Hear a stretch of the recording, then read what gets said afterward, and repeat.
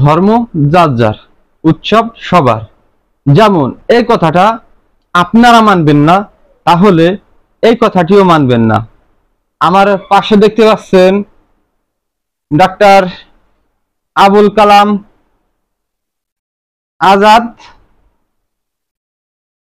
ওরফে বাশার।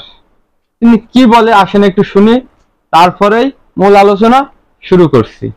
কিন্তু আমরা সব কিছুকে পাশে ঠেলে রেখে মাসলাক যার যার, ইসলাম সবার। যাই হোক, শুনতে পারলেন ডাক্তার আবুল কালাম আজাদ বাশার সাহেব কি বলল?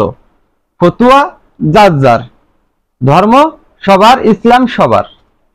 মানে আমার মনে হয় এই ব্যক্তি প্রতিনিয়ত শেখ হাসিনাকে কপি করছে।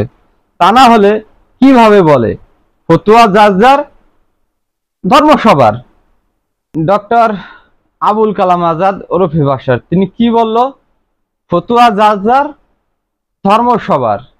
কি বলে আর একবার একটু শুনে রাখি। কিন্তু আমরা সব কিছুকে পাশে ঠেলে রেখে মাসলাক যার যার, ইসলাম সবার। যাই হোক, আপনারা শুনতে পারলেন ফতুয়া যার যার। ফতুয়া সম্পর্কে আমরা কি বুঝি? ফতুয়া হচ্ছে কোরআন হাদিস থেকে আলেম ওলামারা বলে থাকে, আমরা শুনে থাকি। ফতুয়া ব্যক্তিগত হয় কিভাবে? ফতুয়া ব্যক্তিগত হতে পারে না। কেউ যদি বলে ফতুয়া ব্যক্তিগত আছে, সে এখনো ভুলের ভিতর আছে। আমাদের যিনি নবী হযরত মুহাম্মদ সাল্লাল্লাহু আলাইহি ওয়াসাল্লাম, তিনি কখনো নিজের গাড়ির থেকে কোনো কথা বলতো না। একটা ব্যক্তি যদি নবী সাহেবের কাছে এসে কোনো একটা অভিযোগ জানাইছে, সেই অভিযোগের ফলাফল কি আসবে আমাদের নবীজি অপেক্ষা করতো, যতক্ষণ আল্লাহ পাক রব্বুল আলামিনের তরফ থেকে জিবরাইল আমিন যতক্ষণ ওহী না আনতো, ততক্ষণ অপেক্ষা করত। যখন জিবরাইল আমিন ওহী নাজিল, ওহী নিয়ে আসতো, তারপরে সেই ওহীর মাধ্যমে অন্যকে জানাতো। সেই ক্ষেত্রে বলবো, এখন আবার কোন জিবরাইল আমিন এক এক আলেম ওলামার কাছে আসে?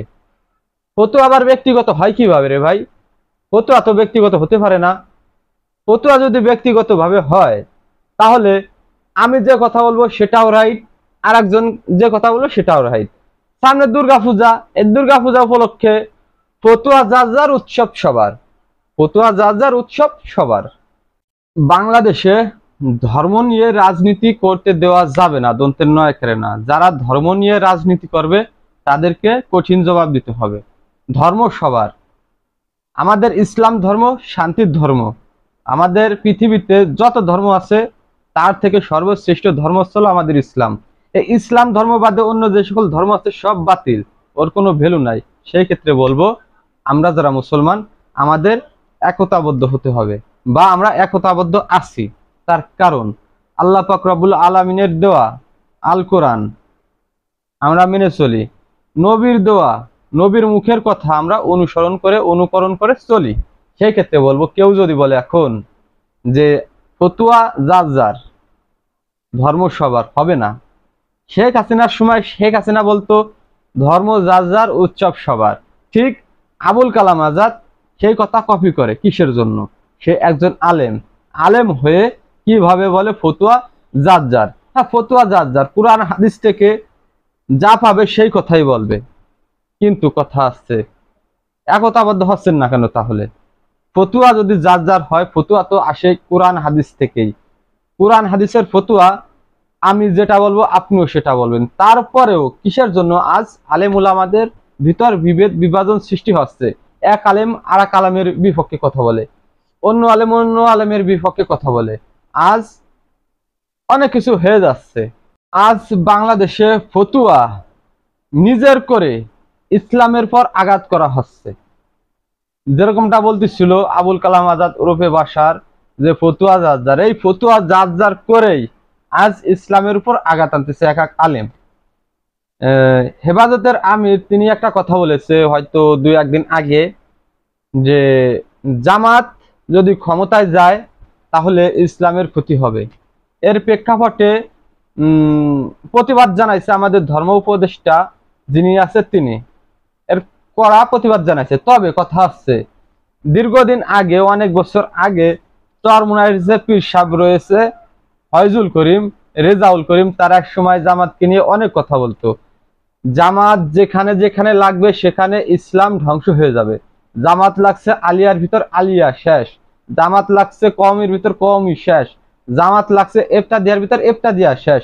তাহলে কোন হাদিসে কোন কিতাবে আছে যে জামাত যেখানে যেখানে লাগবে ইসলাম সেখানে শেষ? ফতুয়া যার যার, ফতুয়া এই যার যার করে ইসলামের পর আঘাত আনছে। আর আমাদের মতো সাধারণ জনগণ যদি কোনো একটা কথা বলে তাহলে ইসলাম বিরোধী কথা হবে, হয়ে যাবে, আমার বিপক্ষে সবাই চলে যাবে। আজ ফতুয়া যার যার করে করে ইসলামের পর আঘাত করছে। আজ বাংলাদেশে আলেম উলামারা, ইসলামিক দলগুলো ইসলামকে পুঁজি করে বাংলাদেশে রাজনীতি করছে। কেউ যদি বলে ইসলামকে পুঁজি করে রাজনীতি করছি না, সে এখনো মাতৃগর্ভে আছে, সে এখনো ইসলাম বিক্রি করে খাচ্ছে। আমাদের সমাজে একটা কথা পরিচালিত আছে, কিছু কিছু আলেম কোরআন বিক্রি করে খায়। আসলে কিছু কিছু আলেম আছে বাংলাদেশে যারা ইসলাম পুঁজি করে রাজনীতি করছে। আমাদের কুরআন মাজিদ, হাদিস কিতাব সবকিছুতে সব জায়গায় আছে যে বেধর্মীর সঙ্গে সম্পর্ক রাখা যাবে না, দন্তের নয় করে না। তাহলে ইসলামিক যে কটি দল আছে, বিশেষ করে জামাত, এই জামাত কিভাবে বেধর্মীদের নিয়ে সংগঠন তৈরি করে? আমাদের আলেম উলামারা বলে যে কোনো বেধর্মীর সঙ্গে সম্পর্ক করা যাবে না, বেধর্মীর সঙ্গে উঠা বসা করা যাবে না, বেধর্মীর দেওয়া কিছু খাওয়া যাবে না। তাহলে জামাত কিসের জন্য বেধর্মীদের নিয়ে সংগঠন তৈরি করছে? এটা আপনাদের কাছে আমার প্রশ্ন। সর্বশেষ কথা হচ্ছে, আমাদের ব্যক্তিগত কোনো ফতুয়া নাই। যদি কোনো আলেম বলে আমার ব্যক্তিগত ফতুয়া আছে, সে আলেম নামের কলঙ্ক। আমাদের ব্যক্তিগত কোনো ফতুয়া নাই। আমাদের নবী করিম সাল্লাল্লাহু আলাইহি ওয়াসাল্লাম নিজেই ব্যক্তিগত কোনো কথা বলে নাই। সেই ক্ষেত্রে আজ আমাদের সমাজে যে সকল আলেম আছে তাদের কোনো ব্যক্তিগত কথা থাকতে পারে না। কোরআন হাদিসে যেটা আছে সেটা প্রচার করতে হবে।